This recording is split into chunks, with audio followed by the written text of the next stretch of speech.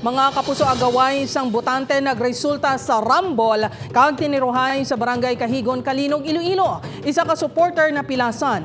Ini ang gintutukan ni Zen Kilantang live sa Banwa sang Calinog. Zen.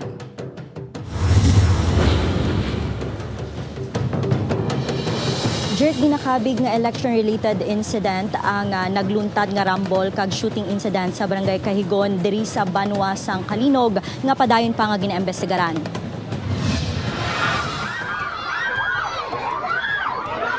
Nangin mainit ang barangay kag sangguniang kabataan elections sa Barangay Cahigon, Calinog bangod sa nagluntad nga kinagamo sa mismo polling precinct. Sa investigasyon sang Calinog Police, nagsugod ang hindi pag-intindihanay sang duha ka grupo sa pag-agaway sang botante nga ila i-assist sa pagboto.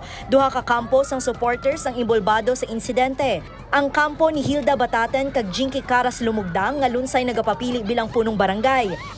Sa video nga nakuha sa news team, makita ang pagsumbaganay sa mga lalaki. May mga naghana pa nga maglampos sang bangko. Sa pagpangusisa sang kapulisan, nag-assist ang watcher sang kampo ni Bataten apang ginaaligar ginaagaw ini sang supporter ni Caras. Dito nag-initay kag nag-umpisa ang rambol. May isa dito abay ka tawong gusto na buligan mo lang nga magboto. So ginkuha sang piyak na grupo nga sila lang ma-assist. So according sa piyak, ila to no tawo. Na ginagaway sila karon. So samtang ginagaway, may binaisay. Basta nag-renambol sila sa babaw sa ospilahan. Matapos ang rambol, may nabatian pa nga lupok sang pusil ang kapulisan 500 meters away gikan sa voting center.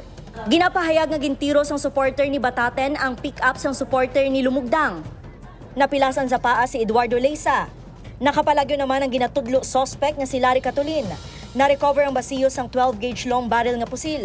Bangod sa insidente, ginsaylo ang isipay sang boto sa Calinog Elementary School. Wala naman sa may naaresto sa bahin sa mga nagrambol. Ginkuhaan lang sang detalye ang supporters sa magtimbang nga kampo kag mansig blatter ang mga ini. Dirt nag-abot ng ballot boxes sang Barangay Cahigon diri sa Calinog Central Elementary School upod ang mga miyembro sang Electoral Board agod umpisahan ang pag-isipay sa mga balota. So far amo yadto ang latest halin diri sa Calinog, Iloilo. Dirt. Thank you very much, Zen. Kaghalong kamudera.